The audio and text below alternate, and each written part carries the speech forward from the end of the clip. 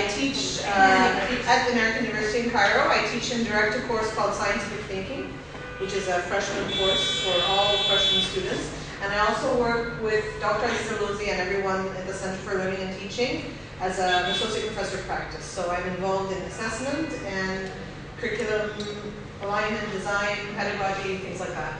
I also really like to prepare these kinds of professional development workshops. We've done a number this year. We have a whole list. Dr. Iman has seen the list of workshops we have. We have quite a large number of workshops, and these are the ones she selected that we would share with you today in this short period of time.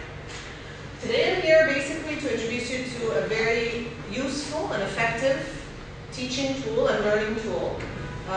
Teaching and learning. It's very useful for you as faculty if you're using it to relay information to your students. It's also very useful for students as a study skill and as a learning skill. It's called concept mapping or mind mapping, and that's what we're going to be doing today.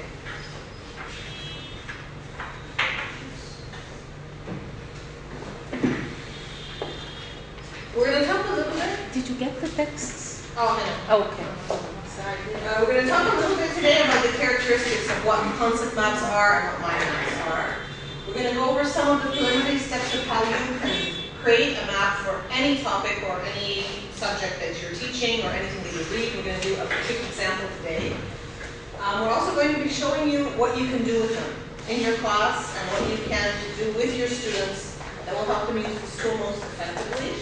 And we've also used this extensively with the freshman level, 100 level courses. So we're going to share some of the students' work and some of the types of assignments we have given our students.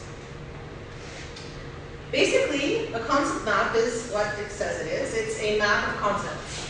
It's a visual representation of knowledge, basically. It's an at-a-glance representation of knowledge. So you don't need to read a whole book to look at a concept map and get a broad idea of what the book is about. You don't need to see the whole movie. If you look at a concept map of a movie, you can get an idea of what the movie is about. So it's an at-a-glance representation of knowledge. And they were first introduced in the 1960s at Cornell University by a professor called J.D. Novak. And he introduced it as a way of representing knowledge to students and of testing students' understanding of simple or complex information.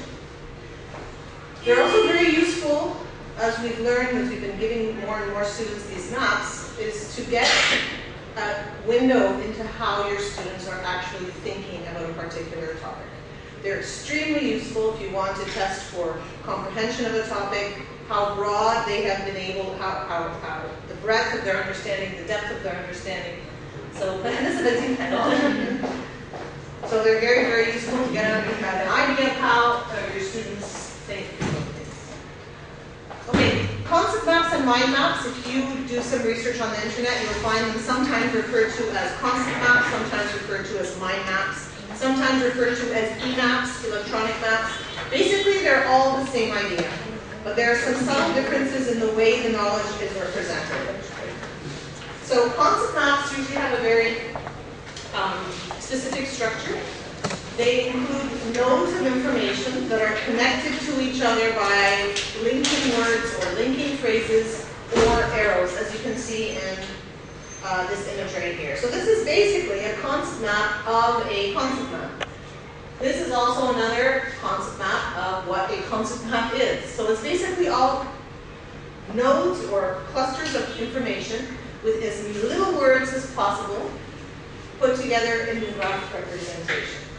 These are very important to also note that there are sometimes these keywords in the middle, and then what's most striking in a concept map is the links between concepts. So if you have a concept, say for example when you teach scientific thinking, and we tell them scientific thinking is critical thinking, the students, if they can identify that it's basically the same thing, they would draw an arrow between the two and make a note on the arrow saying same thing or similar in many characteristics.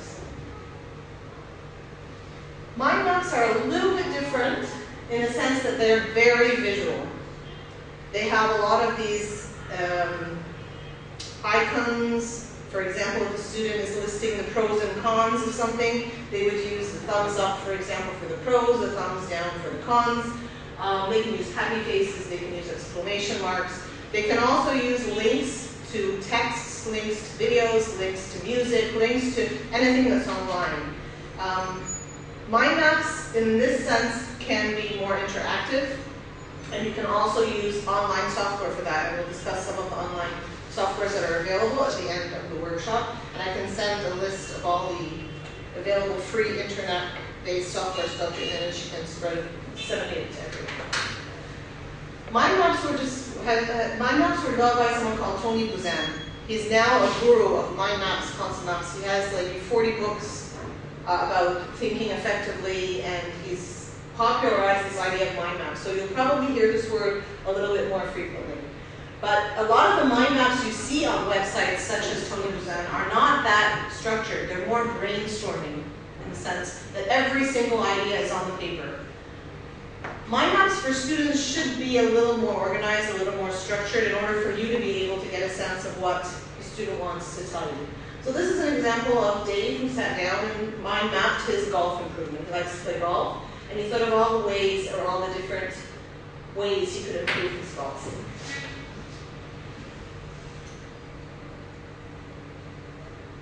Okay, I hope by now you have an idea of what I mean by a mind map or a concept map. And now we're going to move on to what you can actually do with these. They're very, very good at generating ideas. They're excellent for brainstorming on a pen and paper. You give your students a piece of paper and you ask them to think of all the ways that they could solve the campus closure crisis. All the ways they could find an efficient way to organize traffic around Zenetic dorm building. All the ways, and they just sit there in groups and put together a concept map. So they're very, very effective at doing that. They're also very useful for communicating complex ideas. So if, for example, when we teach our students evolution, Darwinian evolution, it's a very complex idea for them. And we give them lots of different readings, lots of different sources for them to look at. And then we ask them at the end of the 3 or 4 weeks to put together a concept map of their understanding of modern evolution and how they understand evolution today. And they can put down all their ideas. But it's very important for them to be able to cluster their ideas in common groups. And that's what concept maps help them to do. Much more efficiently than if you ask them just to write a paper. If they write a paper, they'll have a lot of difficulty in organizing their thoughts in a logical argument. But with a concept map, because it's graphical, because they've done it several times, they find it easier to put common themes together and to look for main ideas within a reading. To assess understanding or diagnose misunderstanding. And this will become more clear to you when I show you some of the student concept maps that we get from students who are still learning how to do concept maps. You can usually see at a glance how organized, hierarchical, or structured your students' thinking is from the way they've represented what they understand on a piece of paper. Okay, we use them in our course in a hybrid approach. We asked our students to read assigned readings in depth. And every time we would assign them something to read, no matter how short it was, even if it was just a few pages, they would not read the text. So you would come into class, you want to have a discussion, and the students, 3/4 of them have not read it. Those of them that have read it have not read it in depth enough to generate interesting questions. So we decided to ask the students to read the text and create a concept map for the text before coming into class. And that was the rationale behind why we wanted to do it at the very beginning. We originally asked them just to do it on a piece of paper, so just to map out their ideas on a piece of paper. And then we trained them in class to use the very simple, user-friendly software that's online. It's free. It's called minddomo.com. And it's very similar to the interface you see when you open a Word document. So it was very easy for them to learn. And we no longer need the workshops. When we first started, we had to have workshops for students. Now students are with simple instructions, they're capable of doing it on their own. And we took the hybrid in a sense that we took the idea of concept mapping with these very organized clusters of knowledge and the links connecting these clusters of knowledge with the visual characteristics. So we would ask them to link it to an interesting video that, say, talked about this particular subject, or a picture that they felt represented this idea, or even these icons, so pros and cons, exciting information like stars and smiley faces. And so the students really liked that kind of creativity when they were doing something other than just an essay. So as you can see, there are multiple uses for concept maps, and it'll become clear when I show you some examples. Students can use it as a learning tool. You can use it as a teaching tool, and I use it quite frequently in class, where if I'm introducing a new topic, I'll sometimes map it out on the board and ask the students to contribute to it. And I'm sure a lot of you do that on the board anyway, so it comes very naturally to many people, so I'm sure some of you already know it. And also at the end of each unit of information, say I'm finishing a chapter or finishing a unit, I try to map out everything we've done, including, okay, this assignment, you did this assignment, what do you think this assignment is linked to, why do you think you did this assignment, what kind of skills that you learned were tested in an assignment, and I ask the students to try and see the connections, and they usually come out of the class sort of with a sense of, you know, they get the big picture in a sense. I also do it as an assignment where we assess students' knowledge using concept maps. And concept maps, no two concept maps are the same.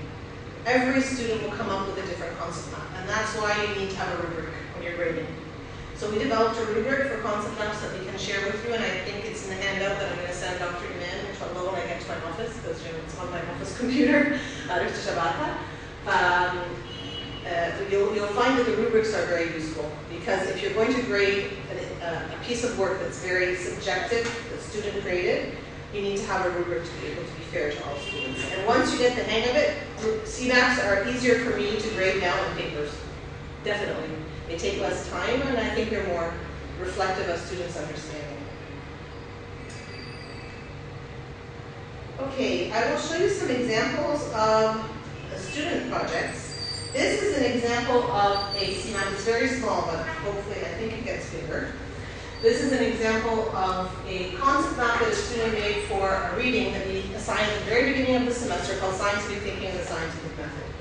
And it's written by a geology professor, and he's talking about the merits of thinking critically and thinking scientifically, and why science generates all these great ideas. It's because of the way science works. So it's a very important reading, and if they don't read it in depth, they don't understand it, if they don't digest it, then they really struggle in the course. So this concept mapping idea made them actually read it in depth, to actually go through a second level of effort than just skimming through the text. And they put together, a lot of them put together some very good concept maps. So when it came to them discussing scientific thinking, this student has clearly identified that empirical evidence is good in science because it relies on things that we can see, touch, taste. That natural evidence in science is good, but that all the other types of evidence are rejected by science. And she's used the icons to demonstrate to me that she knows that spectral evidence, circumstantial evidence, emotional evidence is rejected by science. And so on and so on. So you can see basically what she's done. If the student were to go back and take a look at this, they wouldn't need to read the reading all over again. So for review purposes, it's very useful. Instead of reading through 10 chapters of a book, you can review from 10 different concept maps. And that's how a lot of medical students, I studied like that when I was in medical school, a lot of science students study that way. There are whole books of concept maps that summarize larger texts. So it's a very well-known technique of summarizing knowledge. This is another example of another student's concept map. This is a reading we give to students on the philosophy of science. And it's written by a very famous natural philosopher called Karl Popper. And it's one of the easier texts we assign to our students. But this was a student who struggled a lot. So as you can see, she was unable to identify 2 or 3 main ideas, even though the reading is structured into 2 main ideas. So she was unable to identify those 2 readings. She has 32 main ideas, or what we call primary branches in a concept map. So a concept map is a central theme, and then 2 to 4 main ideas, and then out of each idea you get the secondary branches of ideas and the tertiary branches of ideas. And then you see the links between all these ideas. She was not able to do this, and she was a Sanoyama student who I think scored 99.8% or above 100% on her exam. And and she was struggling, and she would come to my office in tears, tell me what to do, I don't know how to do it. And she was incapable of thinking this way. With practice, I can say that she became much better at doing it, but it was a skill that she was unaware of, and a lot of students do struggle. And some students, for them, they've never done it before, and the first time they do it, it's a piece of cake. So I think it does have something to do with the way the brain is wired, the way people think, but it is something that students can learn to do. So I don't believe that a student would be incapable of doing this, but some students will be better than others at doing it. Here's another example of the same reading done by another student. And you can see how different this student is. They have a central theme. And then you have the main ideas, that science from this philosopher's point of view, his contributions, what he said was science, what he said was non-science. So you can see the huge difference. And they're both freshman students, and they both read the same reading. So it's very different. This is another example of another student who divided it into two. Karl Popper's demarcation of science was either it's science or it's non-science. And this was his conjecture. And he gave, in the reading, some tools, how to decide this belongs to the science realm and this is a non-science realm. And he gave examples such as physics, biology, chemistry, neuroscience, etc. as being science, and astrology, Marxism, all these things being non-science. So it was very interesting to see how the students came up with very different ideas, but it was very challenging at first to grade. That's why we can give you, if you decide to use it, we will give you the rubric, because we've already done it, so you can have the rubric. Okay, this is another way we use concept maps. Every week we have a lecture, a large lecture for students. Between 600 and 800 students attend the same lecture. Yeah. And they're all freshmen, and half of them are asleep. And a quarter of them are physically asleep, in deep sleep. So we decided, first of all, to give them some questions to answer while they're watching the video, while they're watching the lecture. They would end up copying off the person next to them. So we decided to make them reflection questions where there was no right answer. So they would end up copying and paraphrasing what their friends were writing. So we decided to, or Dr. Aziz and I decided to, okay, take your notes for the lecture, and your assignment for that week is to turn your notes with the lecture, which we record, and the students can view online anytime, with what you take in class, turn it into a concept map and submit it by the end of the week. So when students did that, first of all, they complained like crazy, because the rest of the students were snoozing and they had to work. But I think they really benefited from the lecture far more than the other students, because they were forced to take notes. If they didn't take notes, they were forced to go back and look at the lecture. If they weren't, they were forced to ask another student and maybe discuss it. There was some sort of peer interaction with the other students, or come to the professor and ask them about. So it was definitely more work for them, and that's why they complained bitterly. But it did work very well. This is an example of a lecture that we gave to our students about the history of science and Galileo's contribution to science. And it was basically 5 questions, and the student summarized it. You can see it's very brief, but it's very correct, in the sense that this is exactly what the lecture was about. Who was he? He was a thinker, scholar, and writer. That's exactly what the speaker said in his lecture. Okay? What science did he do? He observed and hypothesized, he tested observations, he experimented, and he published, which is what the modern scientific method is. So this was an excellent example. This student was a bit more creative and put more effort into it, and made it very visually appeasing, used some images, used some links, used some of these icons to show. You can see at the very bottom here why he was condemned by the church. You have this exclamation mark, so it draws your attention to it, to say why Galileo was thought at the time to be, saying something that was totally against teachings. Who was he? What makes him great? What makes him a great scientist? What is the science that Galileo came up with? So it's a summary of the lecture in a very, very concise and nice way. You can also use it for a broad-ended topic, any open-ended topic. If you give students some guidance on what kind of resources you'd like them to use. So I ask my students, for example, in biological evolution, we tell them, okay, put together a concept map on evolution, basically. And I'm sorry it's very small, but basically, this student talked about Charles Darwin the person, he talked about Darwinian evolution, he talked about mutation, what is evolution, what are the pros and cons against his theory, and this was an excellent effort by the students. And all I tell my students is that please go to reputable websites, that their information is reliable. I don't allow them, for example, to use Wikipedia, even though it may be accurate, but I direct them to, for example, university websites that have good sites on evolution, and I give them also other resources as well. And I invite them to use other resources, but students will get lost if you don't give them some scaffolding, especially first-year students. So you can see how the students use colors, they've used images, they've used images that reflect certain things. So they've chosen some, not just any picture. So that was a very good one. I also use them in exams, where I would either give them a concept map that has empty blocks and ask them to fill in the blocks using a word bank of information that they put in and match, or I ask them to map out a particular response to a particular question. And this was a student's response to the question on DNA and its role in evolution. So we turned that, it was handwritten on the exam, we turned it into a map. Okay,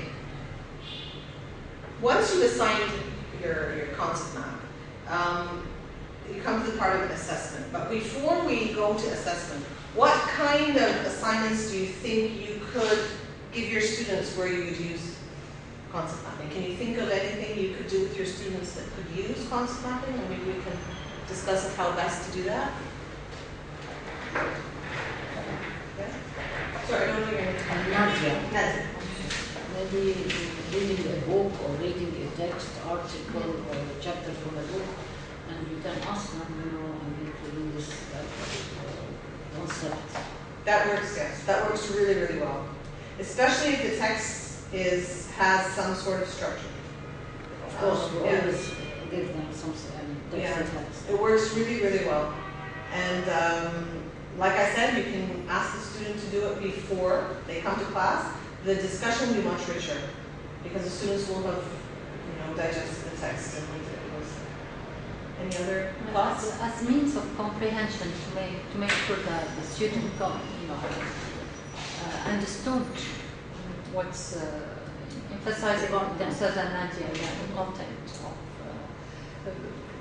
We for listening, we can use it for listening classes perfect. Like what's the main idea and all this stuff. I think it's really nice. We do it anyway, not exactly without having to write a lot of things. The idea is the same, the philosophy behind it is the same. The philosophy is the same, but the effect is very different. Let me tell you the difference between a linear summary and a concept map. A linear summary, students usually are very good at thinking linearly. 1, 2, 3, 4 bullet points. They're very good at doing that. But when you do a concept map, you have the added value of, first of all, representing it graphically, because a summary can take pages, but a concept map is usually on one page, usually, in most cases. The other thing is that they can start to see the links between the ideas. So, for example, are reading, what kind of readings, or what kind of text are the students listening to? It depends on themes, on the political, for example. Political issues. Yeah, reports, debates, reports, and debates. shows. Debates are perfect concept maps for them, because if they're listening to a debate, then while they're listening to the debate, they would jot down the main ideas that were presented, and they would be able to critique the stance of the speakers. So you would very easily be able to find a defect or a flaw in the logic of the speaker if you were to map out all the ideas and realize there was no link between what they were saying or in response to the question. It's very, very useful. You could use it for listening, I think. Actually, I was thinking of using it as an assignment. Instead of answering questions or detailed listening, to make it as an assignment, just without writing so many things to, you know. The point also, as you said, there's no two identical maps. It's interesting, and the students might get out with different maps. It's open discussions. And part of the classroom activity, I've also done this a lot, is to ask students to switch maps. I ask them, pass your map to the person next to you. And then I put the rubric on the page, and I ask them to grade it for each other. So are the main ideas, are those really the main ideas in the text? And if they are the sub-ideas, are they relevant to that idea, or are they just sub-ideas that have nothing to do with the main idea? And are the links correct? Has the student gone into enough depth? So I'll show you the assessment rubric now, but it's nice, even if they don't grade it for each other, to look at each other's work. They'll see it in a different perspective. I've also done group concept maps in twos, where they do it in class. But usually if they do it out, if a lot of your class work is outside of the class, it usually ends up that one student does it and the other student doesn't. But if it's in class, they sometimes come up with, brainstorming, two ideas and this work. Do you have a criteria for the good concept map and the other? Well, basically, it's not a question of good or bad. It's a question of how well does it fulfill the criteria of the rubric. So I'll show you the rubric and I'll show you a sense of what a good concept map is. But like I said, it's not how much they write, because the two concept maps, the one Galileo, one was very, very brief, and one was very impressive, and colors and images and whatnot. But they were equally good because they equally summarized what the lecture was about, just as efficiently. So there's really no good or bad. And like you said, each one is different.